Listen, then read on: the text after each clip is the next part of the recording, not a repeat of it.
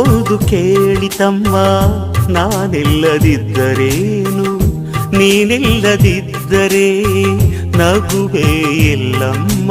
ಹೂವೇ ಇಲ್ಲದ ಲೋಕ ನಮಗೆ ಕಮ್ಮ, ನಗುವೇ ಇಲ್ಲದ ಲೋಕ ನಮಗೆ ಕಮ್ಮ. ಈ ಲೋಕದ ಶೃಂಗಾರವೇ ನೀನೇ ಹೂವಮ್ಮ, ಈ ಲೋಕಕ್ಕೆ ವೈಯಾರವೇ ನೀನೇ ಹೂವಮ್ಮ. ಈ ಕವನ ಕೇಳಿ ಆ ಚಂದ್ರ ಕರಗಿದನು,